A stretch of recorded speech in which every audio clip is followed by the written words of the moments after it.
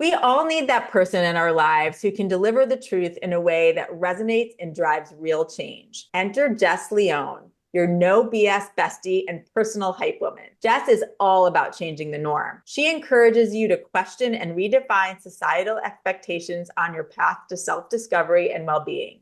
With a knack for listening deeply and offering tailored support, she knows that true success isn't a solo journey, but one made richer by meaningful connections and a solid support network. Jess is passionate about creating spaces where women can feel seen, empowered, and celebrated, like a powerful current that binds us all together. Karen and I have both worked with Jess, and let's just say, wow. She tapped into her intuition to hone in on what your soul needs most, using a mix of proven techniques like emotion code and EFT, also called tapping, to help you release what's holding you back. Then she gives you the practical tools you need to elevate your life. Jess is the friend who listens deeply, holds you accountable, and inspires you to show up in ways you never thought possible, with laughter, radical authenticity, and maybe a few well-paced F-bombs along the way. We can't wait for you to get to know her. Let's get going. Hi, Jess. Hello, Hi, Jess. how are you? We're already laughing and we haven't started talking yet. It's know. just what I you love bring it. out in us. I love it. Thank you. That's awesome. It's so true. We were just talking and revisiting our recent sessions with you, and holy moly, which is why we're talking. There's so much to discuss today, and you bring so much to our lives. And so you use your own journey to lift women up.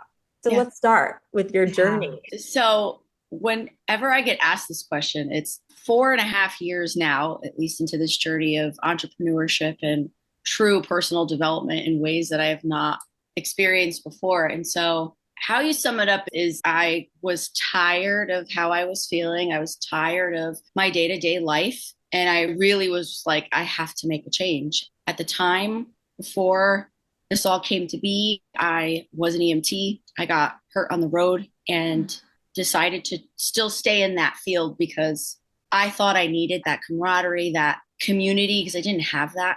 And so I felt like it was a career I had to do, emergency medical services. And so I transitioned into 911 dispatching, hated it, was terrible at it. And I finally hit my point. And I remember it was Halloween in 2020, in the middle of the pandemic. And I looked at my husband before that shift and I was like, I can't do this anymore. And I just needed that permission slip. And he was like, we'll figure it out. You need to quit. So I put my 2 weeks in that day. And they were like, you don't have to come back. Oh, wow. Like, we know you're uncomfortable. We know you're struggling. And they had tried. And I was like, this is just not for me. This is the wrong side of the radio. And I grew up in chaos. So I really thrived in it. So if you're telling me we're going to a cardiac arrest, like I'm in the ambulance ready to go, like I can anticipate that. Being behind the scenes in that way was just not for me. And so at the time, and I still do, I was really struggling with fibromyalgia and my quality of life, it was dwindling. On top of that, I had just lost my soul dog. She got hit by a car in August of 2020. And it was the absolute worst day of my life. And in the middle of the pandemic, it was such a hard time. And I was just looking for community. And so I went and what anybody did at that time, which was hit the internet and see what's out there. I couldn't find anything. And so I created it. And fast forward 4 years later, it's come to be a community. The online space has about 1,200 members. I have an online space and an in-person community. And it's just been the craziest ride of my life because I never intended to start a business from this pain and this trauma that I've endured. And like you had mentioned, it's just when people ask what I do or how I got here, I take the journey and I share it in hopes that it helps other people. And that's the easiest and simplest way to put it. What kind of community were you looking for? Grief support. And I've lost people before when I was a kid, but it was different. This was like my first real loss in a really big way. And so I guess I was looking for someone or somebody, some place to hold space in this agonizing grief that I was in. And also my spiritual reawakening happened at that same time too, because she had come to me in a dream and told me why she made the choice that she did, why and how everything came to be. And so it really inspired me to go, okay, let's see, there's got to be other people out there that are struggling with this. This was your dog that came to you? Yeah. Wow. So your dog was really your spirit animal and guide Who was Angel. helping you on Yeah. the other side to 100. understand the grief and what to do next. So it was almost a trigger for you It to was. And that's what we see. And they've studied this to the high heavens of like, when people change is when something really bad happens. There's a direct correlation. And so if everything is status quo, there's not really much to see that maybe you need to change unless you feel stagnant. And even then, we don't necessarily do anything to change. And so when you've hit your rock bottom on top of leaving like a very good career, really good on paper, really struggling with my mental, physical health, and then my dog, it was this catalyst that was like, wake up.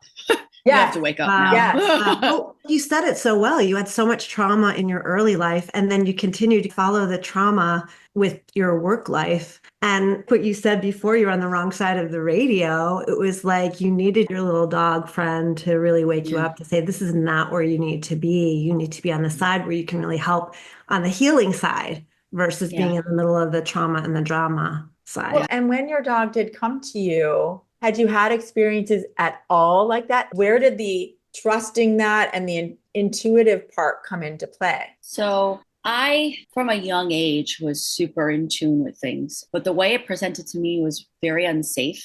It was very frightening. And because of that experience growing up and not being validated and not having anybody understand what I was experiencing, shut it all down. And so when this dream came in, and it's one of those things that was like, I was able to trust it again because I trusted her so much. And so why else would she come to me? Why else would she tell me these things? Why else would this feel like on a deep level? I know this is Coco. I know this is her speaking to me. I don't even know how this is, but it was very weird. I was a little unsure at first. I started buying books and going to metaphysical shops, and I just followed the breadcrumbs and met really incredible people that helped support me in the grief that I was needing, but also in this spiritual reawakening. And so it's been a ride. It's been very challenging in so many ways, but so grateful that I have the right people on the ride, because that matters. Having the right people who can support you. If nothing else, if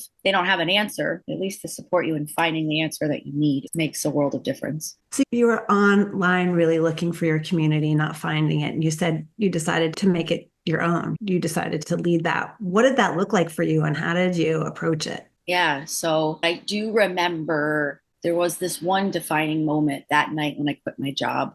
And under the full moon, it was a full moon too. You can't make this shit up. Like sobbing. I still have the video because I recorded it because I was like, I have a feeling I'm going to want to watch this one day. And I remember coming home, parking in our complex, and literally dropping to the ground and being like, okay, I get it now. The pain is the medicine. I understand now. There's got to be other people who are on this journey. I'm hurting. I'm grieving. Where are my people? And again, I just followed these little breadcrumbs. And so at the time was in a group coaching environment to try to start figuring out what was my next steps. And someone encouraged me to start a Facebook group because I was always providing advice and providing a space that people could just soundboard off of me. And I was like, okay, I'll start a group. And I remember going live in my group to myself because I was like, I'm not inviting anybody into this. And I swear to God, I would go live and I'd start to talk and then I'd be like, oh, and I would stop the recording. I'd delete it and then I would start it again. And I would try to get comfortable on camera because this was like very, it was very weird. And in this group that I was in with these other women, they were like, oh, I'm in this group over here. And people go live and go live for a half hour. You could start to build your business, build your community, whatever. And so again, follow the breadcrumb. And I was like, what would I do? What would I talk about? And everybody was like, Jess, you pull cards, you read for people. You're really good at communicating. Just pull some cards. So I was like, okay. Again, just like blindly following the breadcrumbs.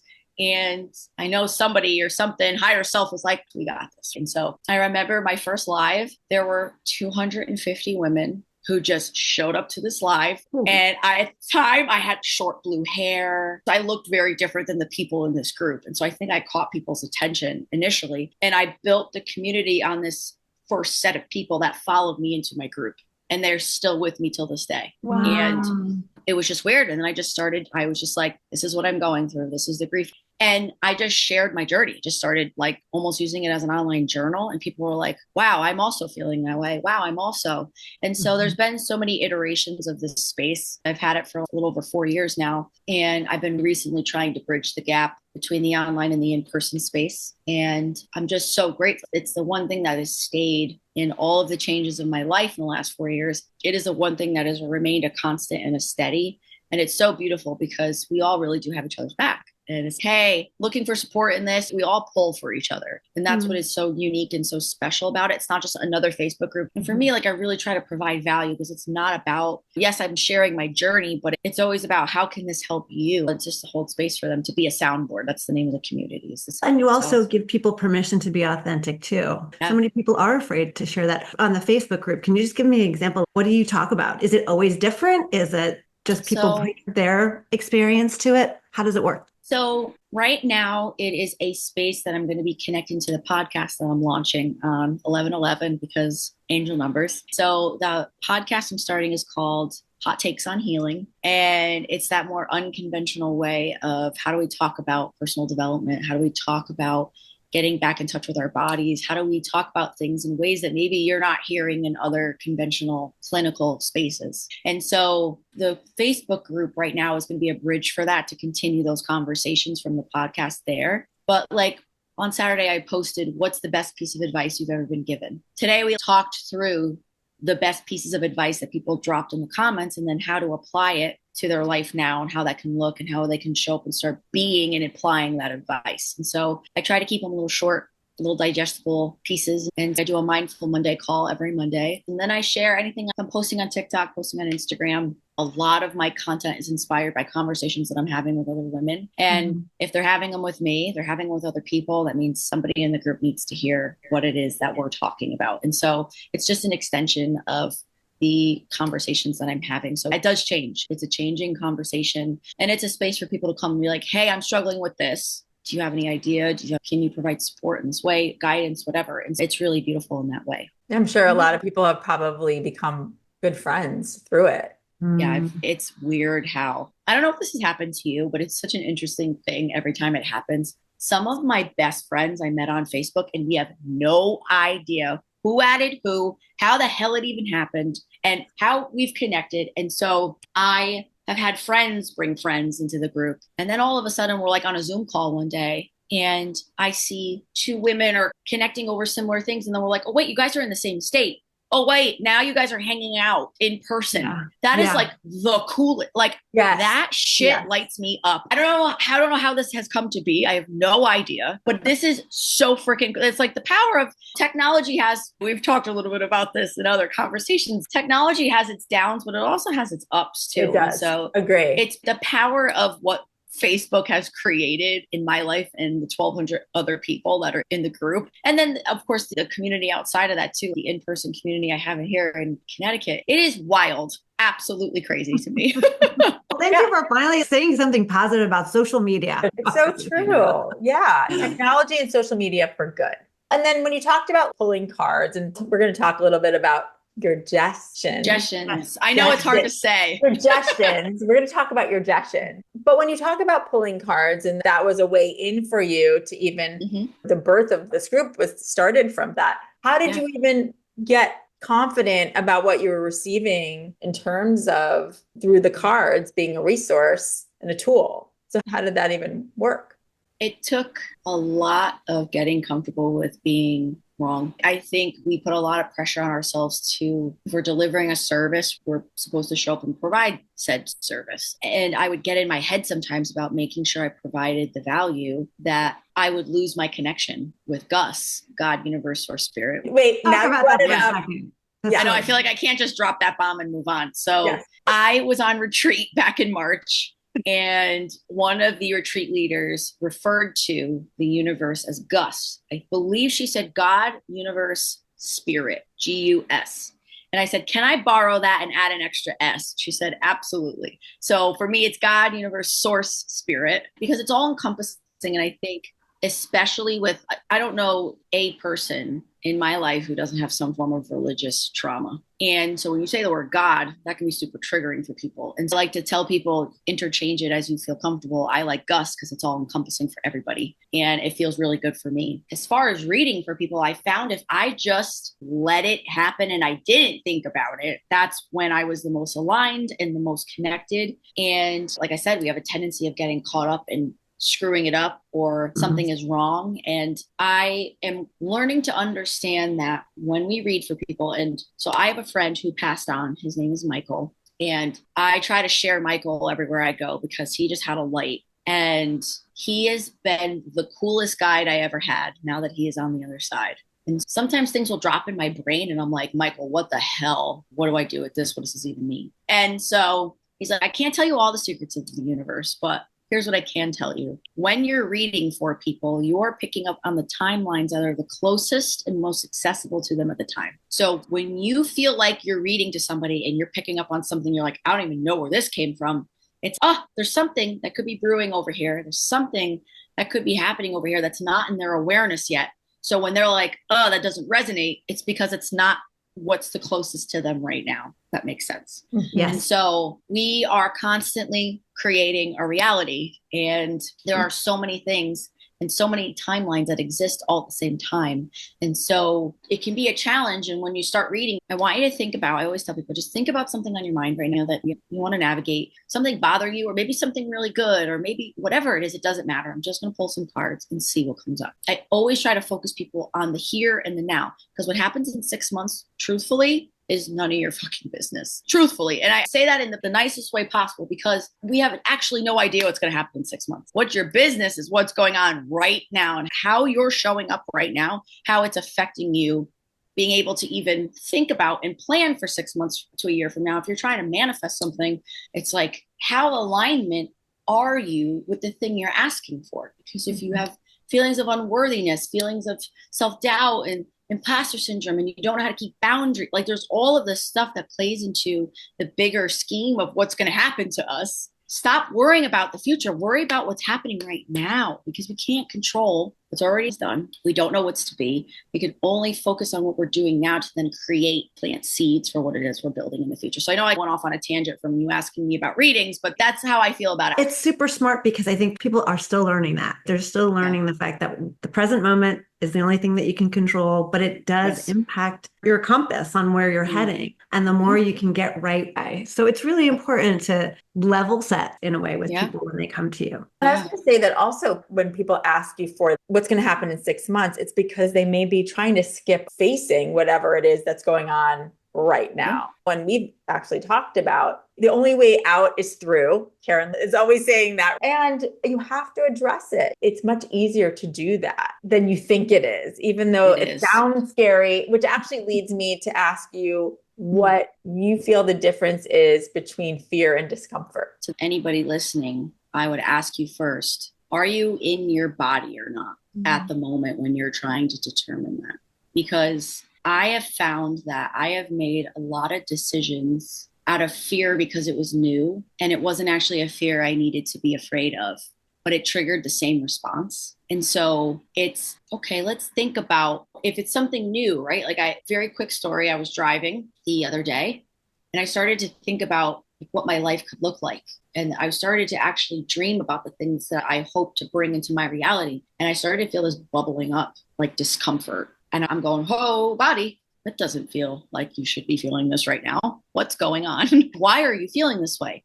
I was driving to my old complex that I just told you about earlier to go pick up something that got mailed there by accident. And my old friend lives there that I don't talk to anymore. And so subconsciously, my body was getting ready to possibly go run into somebody that I had a falling out with while I'm manifesting in my brain all these beautiful things. My body was like, that's cute. Are you not afraid of what's going to happen once you get there? But I had to stop. And it was the recognition. It was a really cool moment because I've been working so hard to get my body on board for the decisions that I'm making. Literally, all I had to ask was, what is fearful about manifesting something that's beautiful for your future? And it was like, we're not worried about that. We're worried about this. And I got the answer immediately. And if you're not in your body, you may just be running on old programming that says this is scary and it's new, so I don't know. And that's also normal. As humans, our brains are programmed to keep us safe. So anything new that jives with that is like, uh-oh, hold on. And so it's having these conscious conversations and having radical responsibility for our thoughts and everything that comes into our brain and going, oh, wait a minute, these things don't match. I'm excited. Excitement is not what I'm feeling in my body. So it was the recognition of taking the 5 minutes to have the conversation, think about, okay, I'm feeling sad because I missed my friend. I let myself cry. And then I got back into the energy of thinking about what I was thinking about again. And then I started to feel excited.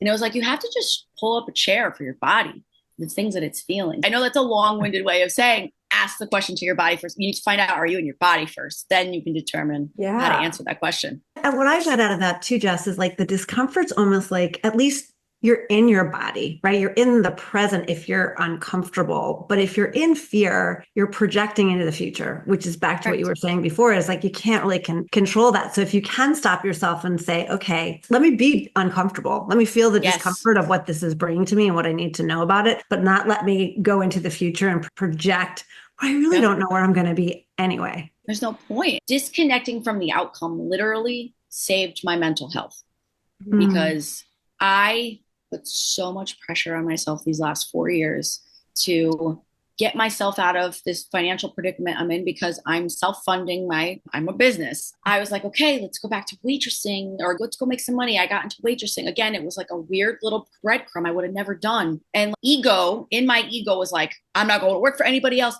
I'm going to make this work. I can do this, chip on my shoulder. And then I started waitressing. And then it was like, okay, I have the money now to not worry about what I'm creating and putting out in the universe, because I was creating from the space of because I need to pay my bills. Now I don't need to pay my bills with my business right now. I'm still being able to grow. And so I can create from a space of alignment. And it's been so rewarding and so refreshing for my mental health to just be like, I'm going to put this out in the universe. If it doesn't, also great, because that means it wasn't for me. And that's it.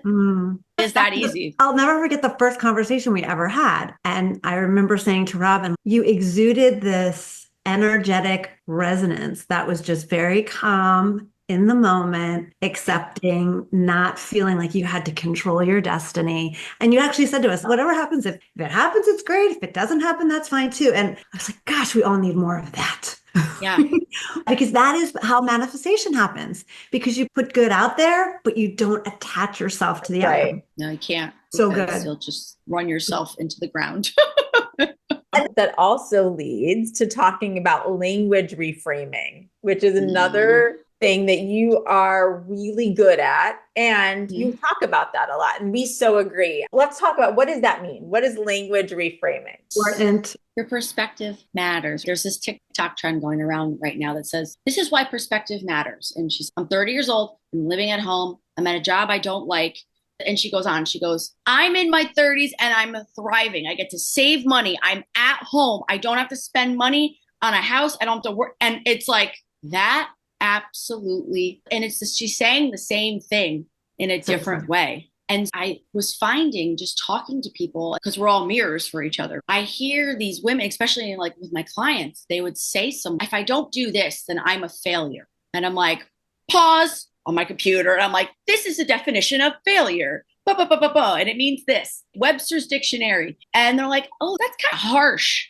Actually, I don't know if I like that energy. So why don't we find another word? Instead of I failed at this, just say I was taught something that I didn't think that I was going to be taught in this experience. Instead of I failed at my first 2 businesses. I had a lot happen. I had to close 2 businesses, but man, thank God that happened, because it was such a learning experience. It's what I needed. And we can get so caught up in, I hear it a lot. I'm so afraid if I don't get there at this time, what happens if, because I have a friend that does this, and I'm like, you realize you're saying I'm scared and I'm afraid in front of almost everything you just said. How is your body hears you? That's right. Your body is here. And so our body is just responding to us. So when people are like, my body hates me, that's another one I hate. I'm like, skirt, we're going to park that car right there, get out. And we're never saying that again, ever, because that is not what's happening. Your body is responding to you. And newsflash, I also used to say that when I was really in the thick of fibromyalgia. And it's, your body loves you. It wants to take care of you. And this is the alarm systems that are going off that you don't like and you think your body's fighting you. Your body doesn't hate you. Don't ever say that again. It is true. I was telling you that something happened this weekend and I actually was puking my brains out. And I said, thank God for my body, because it was protecting me from whatever was not supposed to be in there anymore. It wanted out. Right? But it's even the littlest things. It's really being able to look at yourself in the mirror and say, I love you. You're doing this. Yes. You're strong. You're all those things, rather than, and honestly, Karen and I talk about this and have for years, because we're not taught that our language actually can impact your everything, literally your everything, because it's your body, it's your energy, it's all that. And so this to me is such an important and easy thing for people to start to recognize how they talk to themselves. So how do they talk to themselves and others? And are you catching yourself always saying things like, I'm scared?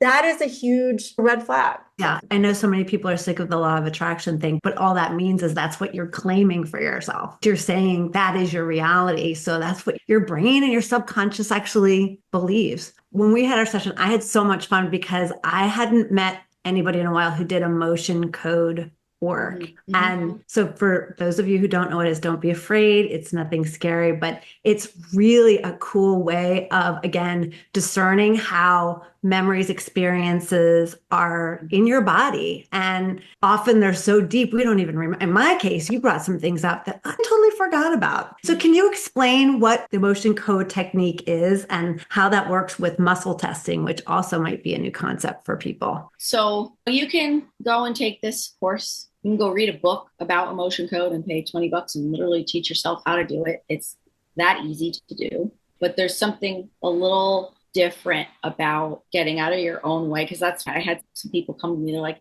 I know how this works, but I can't do it on myself. And I don't know why. And it's because we tend to get in our own way. And so emotion code accesses trapped emotions in the body. And so where you may go to talk therapy and sit on a couch for 20 years and not feel better, or only process it in, let's say, your mental body. You have an emotional body, you have a spiritual body, you have a physical body. Your physical body is the last place that pain goes when we're talking about emotional trauma. And if you're alive, you have trauma. So we've all had something happen to us. And almost, if you think of it, when it happens, to use the analogy now of Inside Out, the emotion movie, the Pixar movie, like when Riley creates a core memory or a memory of anything, it like comes into her brain as like this little whatever. And so it's like that. If you think about it being like a ball of energy, if it's heavy, it's going to get trapped. So if you have instability in your body, meaning say you rolled your ankle a ton when you were a kid, or you got into a car accident and you have a back injury. If you have some kind of emotional pain, because you already have an instability there, that's where the pain is going to go. Sometimes what a lot of people come to me for is I have this random pain that I don't know why I have. Or I have one client who had an ovarian cyst for years and she had no reason why. She came to me for one session, went back to the doctor, and the thing is gone. I couldn't tell you how it worked on some kind of scientific level, other than what we're doing is identifying based on, so we mentioned muscle testing. You think of your body almost like if you have a pendulum at home, when you play with a pendulum and it says yes or no, right? Like your body is a pen, think of it that way, because your body's energy. So the simplest way that I teach people how to muscle test within themselves is just stand up. And this is what they teach us in emotion code is if you repel towards something, that means it's a good thing. It's a yes. It's a, I need this. It's a good feeling. If you start to lean backwards or fall back, you're repelling against something. So the easiest way you can start is you stand up and you say, my name is Jess. I hope to God that you start to fall forward if your name is Jess, right? Because if you're not, and your body, it's okay. Because you may need to ask your body, show me yes and show me no first, because maybe your no is forward. So I should say that. But that's the simplest and easiest way for me to explain what muscle testing is. It's just a way that your body responding to you. And so when I come in and I meet a client, I go, hey, can I enter your energy? I always need permission of, can I enter into your energy field? Can I access your pendulum, your inner pendulum? And energy's bouncing off of us all day and all the way when somebody's looking at you, right? You just feel, and turn around, someone's looking at you, then they look away kind of thing. You walk into a room and it's a weird vibe, that's a thing. Somebody's got an attitude, their energy's off, if you feel it. All I'm connecting with is with your energy. And so we're doing it all the time anyway. That's why a lot of us refer to ourselves as empaths, because we can feel people's energy. And so it's the same deal. It's, hey, let's talk to your body. Let's have a conversation. And you can tell me the event if you so wish, or you don't have to. That's what I do like about this as well. And there is like columns and rows. And so we muscle test certain columns and certain rows to identify an emotion. And the modality uses 60 emotions, because a lot of things mean the same thing. And it was developed by this chiropractor who was having clients come in and continuously every week just cracking their back because they had this back pain. And they were like, there's got to be something more here. And that's where he really started to do the research of, and this is how he built Dr. Bradley, of understanding that people hold onto pain from emotional ways. So essentially all I'm doing is I'm asking your body for permission to fish around and see. And so I don't pry any doors open. It's another beautiful thing about emotion code. If there's a door already open within you and something is ready to be let go of, your body's just going to just open it the rest of the way. I don't pry open doors. And we just see what's hanging out. And whether it's from childhood, whether it comes from your mom, your dad, if it's generational, if it happened to you when you were conceived, there's all these different ways that I muscle test. And there's a whole bunch of other back end things that I do and to identify that stuff. I don't consider myself a psychic, but I feel the most psychic when I do that work, because it's like, people are like, oh my God, like you, Karen, you're like, I haven't thought about that in years. I've had people go, I've never told anybody this. I don't even know how the hell you found that. It was like, your body just said, here, take this. I don't want it. Yeah. And then do you help release that? Yeah. But you really are driving the session, the jession.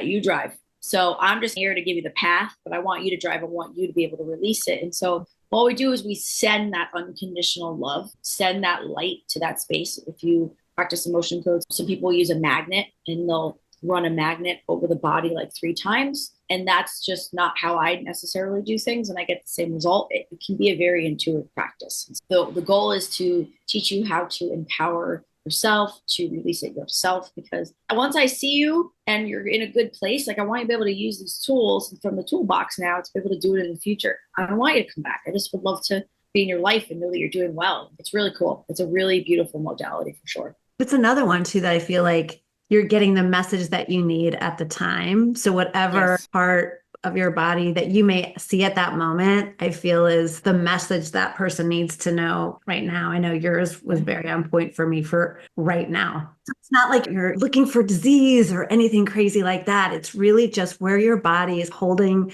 a story that it really wants you to remember and release. Yeah, that's exactly that. And I would say too, what was interesting about my experience with Jess and emotion code, and in general, I had prepped a bit before we met and I had certain intentions that I wanted to hit. And I'd say a majority of it had to do with seeking center and career and so forth. But I did have a couple of other more personal things on there. And it was the more personal things that ended up taking up a majority. Now, everything got covered, I will say. And Jess had no idea what my intentions were at all prior. And it was unbelievable because I would say about half the session was about seeking center and so forth. But that other half, there was a really good chunk of things that I clearly needed to address and release. And it's the harder stuff, I would say, because it is the stuff that I felt like I've dealt with so much already.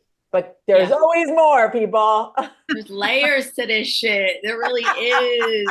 And our conscious and our subconscious are two different things. And so you can come in with an intention, and that's great and that's beautiful. But your body will go, that's cute. We're going to go here. Yep. And I always tell people, come with an intention, but not an expectation. Oh, that's good.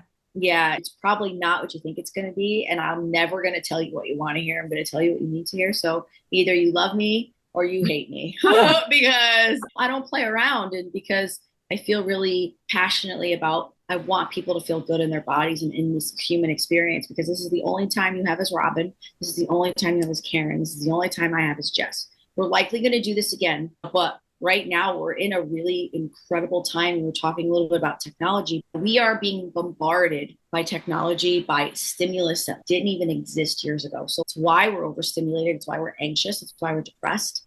And so it's finding ways to sift out and work through some of that so we're not so affected and bogged down by it. But from what I hear, there are souls on waiting lists trying to get into this lifetime. And I'm like, why the hell was I like, sure, tap me in. Let's go to the shit show. Let's go. And so it's one of those things. And so it makes me appreciate my time here a lot more, because there was a time that like I didn't want to be. And so I'm really grateful that I decided to stay here and to stay in this body. I get pain. I don't even know how I crawled my way out. And really, I do actually. It was love that saved me. It was my husband, and he was my boyfriend at the time, and Coco. We've all had really shitty things happen to us. And maybe you grew up and, maybe didn't have necessarily anything happen to you. And sometimes I say to people, it can be the absence of not having something. So what I mean by like, mom and dad were great, but dad was never around because he worked so much. That's still an absence of something. It may not be something bad, but you still missed something. And so that can create a traumatic experience within you without you even realizing. You may not think stereotypical. The word trauma, and I'm always trying to find new words to interchange things because it's so mainstream now. Everybody talks about it. But it's true. We all have, if you're alive, you have trauma. That's it. You can't get around that. And like you said, that's the purpose, not necessarily the purpose of being here, but it's the opportunity that we can weave our way through it and figure out why it's there. And so often I kept saying, there's so many things that are wedged in there. Yeah. I didn't even realize are there. And then to have them bubble up like this, I am grateful because that points out something that I need to look at and release. It's all good. It is. And that's the thing, again, for people listening, it's not scary. You've been there already. You actually know it was worse when you were first in it. Let's just say that.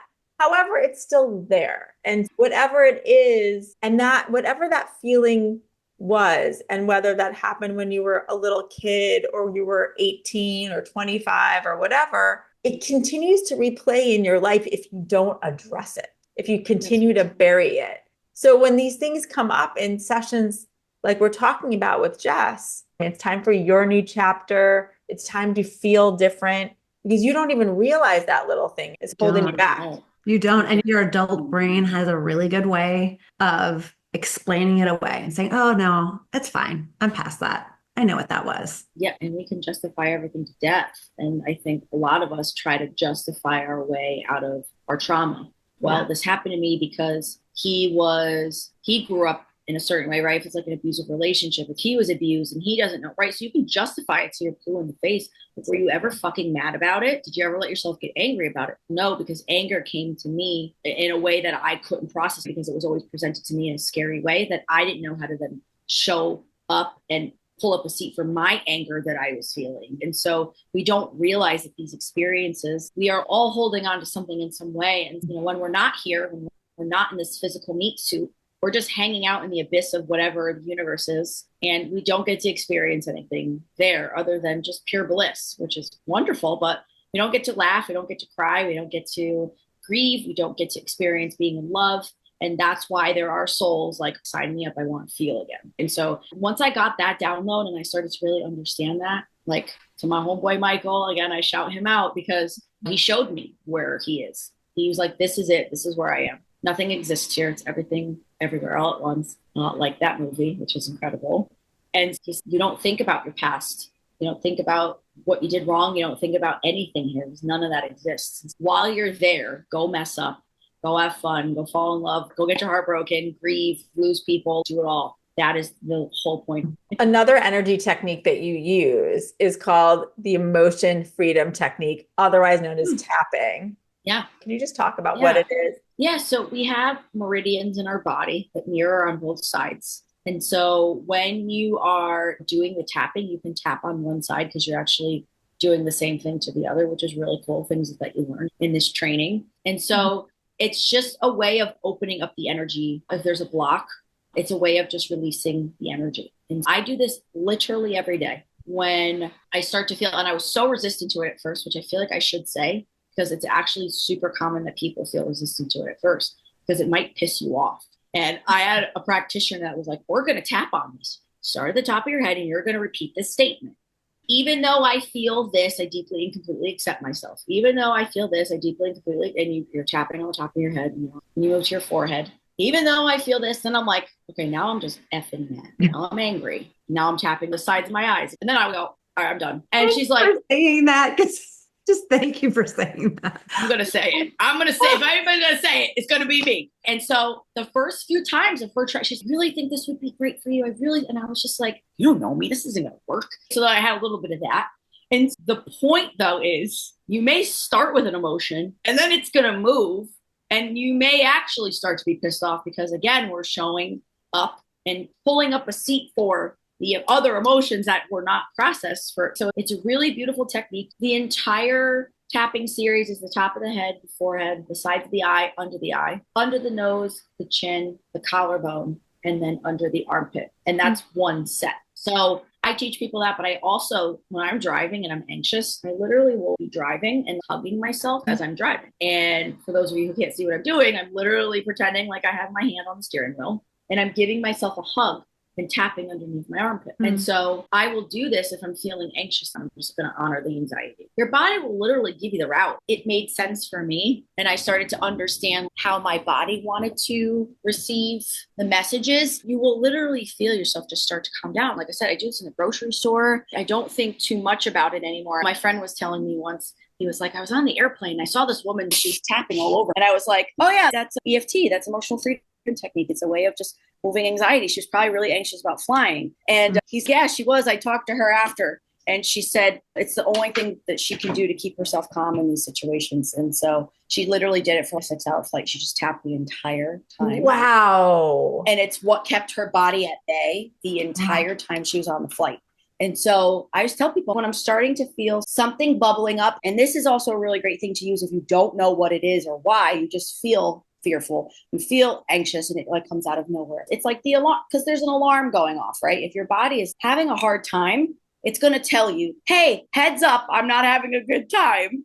And so you can go, okay, let's just try to turn the alarm off. And that's what the tapping does. It just turns the alarm off.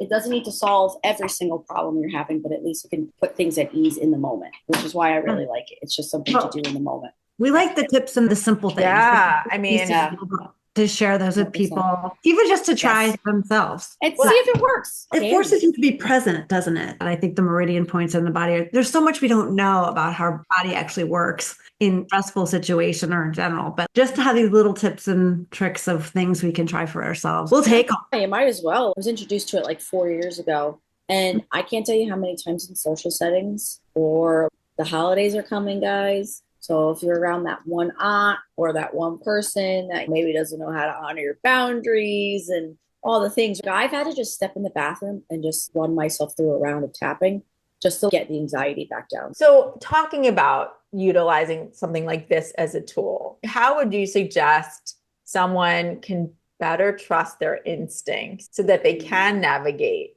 when something unexpected comes their way? You mentioned boundaries and the holidays. And just in general, that there are people who don't honor boundaries. First of all, let's talk about what that means. For people who don't really even understand what we're talking about when we talk boundaries, what does that mean? And what are ways that people can start to trust how to speak to and even create boundaries? Yeah, so I literally do a whole 3-hour workshop on boundaries. That's cool. Yeah. So to try to even sum this up right now, going to be very interesting. Boundaries are a form of self-respect. So if you are not honoring that, you are not honoring the own self-respect. That's the simplest way to say that piece. And so I try to look at boundaries, break it down in parts and make it a little more digestible, because I think people think I have to say to them that I don't want this anymore. But then when I say that, and I get all the courage to say that, then, first time they asked me again, they didn't honor it.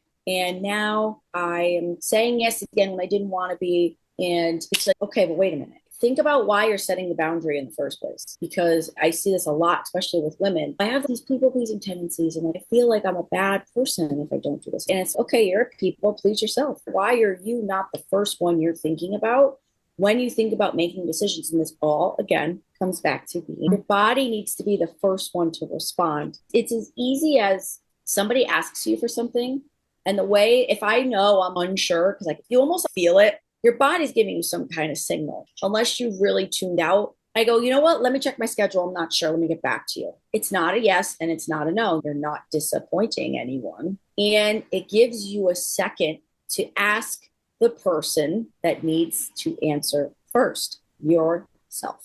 So we can really make it simple. I say you can practice this in one of two ways. You can practice strangers. You don't owe them anything. You don't know them. They don't know you. So when somebody asks you for something, somebody asks you for $1 on the street, sorry, no, I don't have it. Keep it moving. And the other end of the spectrum is practice this with people who really love you and honor you and don't need a boundary because they just respect you anyway. And so practice on the people you love and love you, and practice on people who don't know you, because it doesn't matter. It's not going to affect their life at all. And the people who benefit from you not having boundaries are the ones you don't want in your life anyway. They're taking from you. And That's so right. we don't need them anyway. So just understanding at the end of the day that it's all about self-respect, and you need to think about why the boundary needs to be set. Then you can set the boundary, and then you got to hold it, which is hard. And so that's the hard part, is when somebody comes back around and goes, can you do this? And it's, hey, remember that conversation we had about this? I really need you to honor the fact that I can't show up and do that for you right now. And it could be just the other person recognizing and getting used to the boundary, or they just have no respect for you. You're only going to lose the people that don't benefit. It's been a hard process for me to recognize that, I need to put your own mask on first. They teach you that in EMT school. It's, you can't help anybody if you cannot help yourself. What is the worthiness piece there? So boundaries is so much more than just a simple conversation. It's like, let's figure out why you really feel like you can't say no to someone. That's a bigger issue. It's such a big topic. It's easier to let yourself down than somebody else. Why do we do that? I'm in that situation so often where it's like, it's just easier to say yes, just get it done so that they're not disappointed. And yet I'm giving some of my own self away. We all do it to some extent. I think it's also almost an expectation. Yes, I think that's really true, especially, let's say, where it is in your quotes expected that you should act a certain way. And when it no longer serves you, you have every right to create these boundaries. And it's not that easy. We know that. We've all talked about it before. And sometimes holding that boundary, it can be done though, and your life will change. That is the point, because when something is actually making you so unhappy, and then you have to take responsibility and take care of yourself, as you're saying. And it's a good opportunity, even working with someone like you, Jess, is to understand, like, why am I doing that? Why am I betraying myself? Why do I need to be that people pleaser? What is it about that? What's in that little drawer that might be stuck away that I don't even anymore? It's, what do you get out of doing everything for everyone? Because now you're taking the responsibility off of someone else to show up and do what they need to themselves as well. We're experiencing our own journey. When you're doing for everybody, you're not giving someone the opportunity to really live out their piece of the journey and what they came. I think understanding that you can be a good person. There's a difference between being a good person and being a nice person. I feel like when you're nice, you have to go with the flow. You want to keep the peace,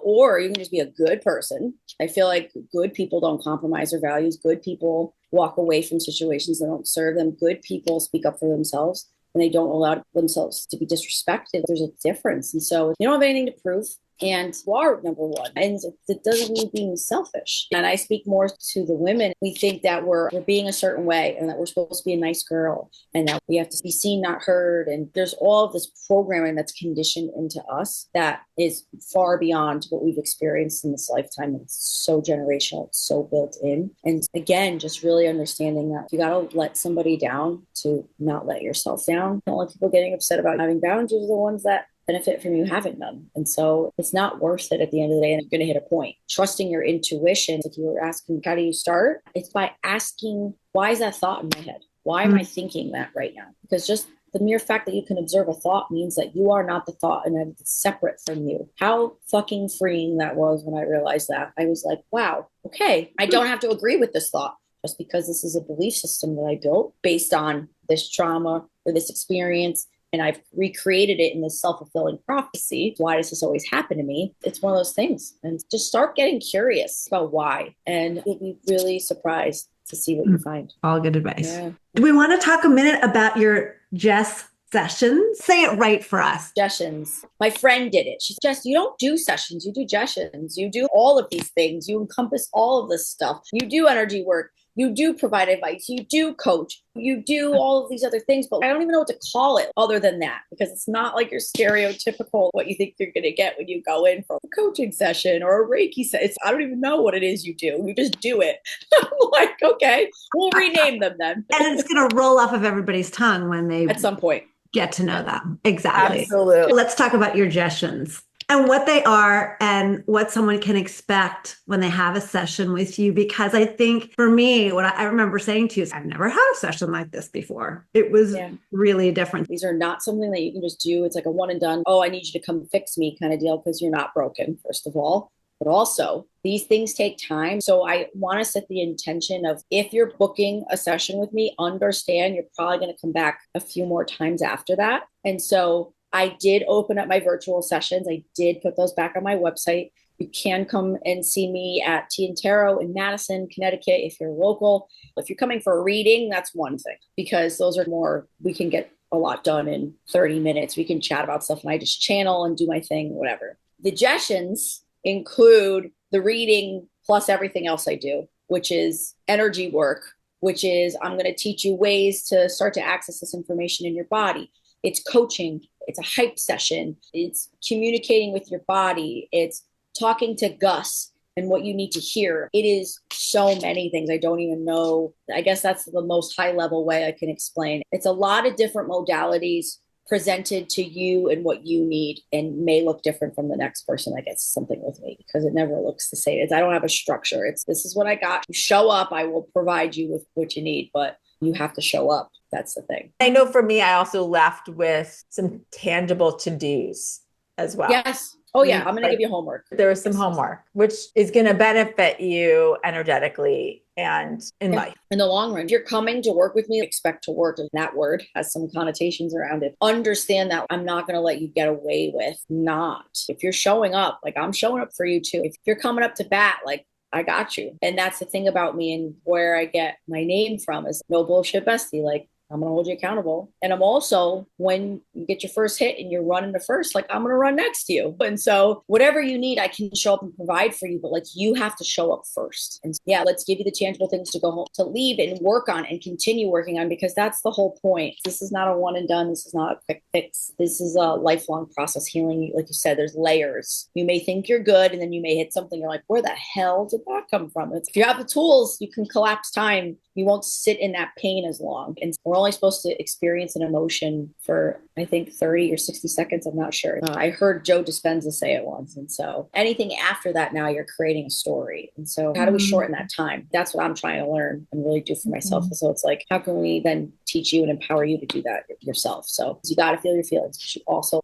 have to understand this is happening for me, not to me. What can I learn from this? And that really does change everything. And I just want to add to, if people are listening or watching, that if you have experienced some modalities before, adding you to that is so helpful, Jess, because it's like you are the layer that goes deeper in many cases, and helps you recognize those places where right now, and what your message is always so valid for the right now. If I'm feeling stuck and I don't know why, this is a good session to have, because you bubble up those things that you need to know right now to look at. At least that's how it was for me. It was just the messages that I received were so on point for right where I am right now. And that was so helpful. Beautiful. Again, I'll probably need some more help actually working through those, but at least I know they're there. Yeah. Well, that's the thing. But it doesn't necessarily mean when you know better, you do better, because they're actually starting to find that's not necessarily true. But in my case, I have found that when I have the awareness and I do something off of an old trigger or old conditioning,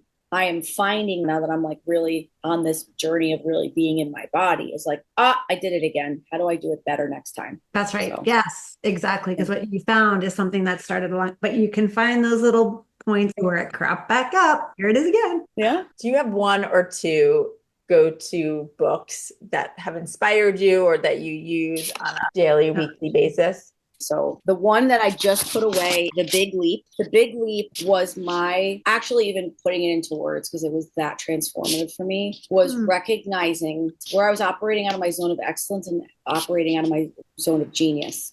Just because I do something well, it doesn't mean that it's my zone of genius. And that was the book that helped me decide where to continue putting my energy. And if it felt good, but I necessarily wasn't jiving with it to do for the rest of my life, like you're probably living in your zone of excellence and not your zone of genius. And so I don't even know how to sum that book up. It's just incredible. So there's that. And Women Who Run with the Wolves by Clarissa Pinkola. I don't know if I'm saying that right. Estes. Oh, yeah. Oh my God. I couldn't believe, I didn't even think of all of these stories you hear growing up, like the ugly duckling. And if you break down what it means, the whole meaning behind the ugly duckling, it just essentially myths and stories of the wild woman archetype. It's like, how have we been vilified? How have we been perceived?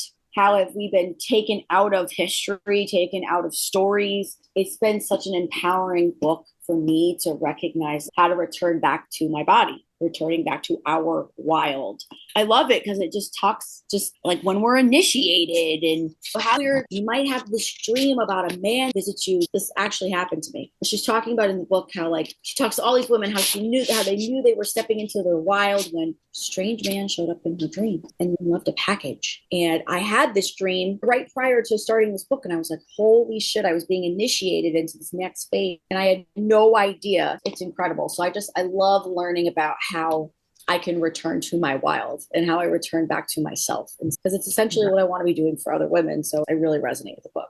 Very in line with what we've talked about. And then for those who want to potentially Soundboard community, is that open? How does that work if they want to check that out? So that is not just a space for women because I am opening it up to connect the podcast. The podcast is accessible to everybody. And if they want to join, it's just as easy as literally searching Soundboard Key on Facebook in the groups area, and you will find us. And it is on my website as well, your no-B.S.bestie.com. Try to keep it easy for people, and everything is there. It's one-stop shop to want to book a session. If you want to join our community, if you're local to Connecticut and want to come to our in-person events. So there's a lot there at that website. So I would say check that out. But yep, anybody can join. I have 3 questions. It's very easy to join. I don't need too much from you. So I'm really trying to grow and expand that space. So love that. Thank you so much for everything, Jess. For letting us be part of your community. You are such a refreshing and fun person, Jess. I just love the way you approach this work. It's down to earth, but it's so real and it's so representative of you and your authenticity. We're really grateful for that. Thank you for having me. It's so cool to each other's orbit and to know each other and to see what you're building. We need what you have. You've been ahead of the curve. I already just see it being exactly what we need and already being a space for so many people to get what they need. And so I'm really blessed to know you too and to learn about your community and what you're doing for the world. And so we need what you have. Thank you for creating something and inviting me and everybody else into it because it's so special. Aww. Thank you. Thank you. We are so appreciative of those words and just of you and your soul and everything that you're doing and you following your path and being open and vulnerable and sharing the journey and learning along the way and giving back to all of us. That is what this is about. And we know that GUSS brought us together. There is no doubt. There is no doubt. I know when we all met, it's as if we were just being reconnected. And that's 100%. The beautiful part of what we are all doing is so deeply soul connected and meant to be. And all we should also acknowledge Heather from Tea and Tarot, who has been on our podcast before, because she is truly a special person, trailblazer, empowerer of others, and is also blazing her own trail, which we love seeing. So we're grateful for her. Yes. So nice. One of my besties. Yes. So really go check out Jess and find out how you can work with her at your no-B.S.bestie.com. We'll have all of this in our show notes as well.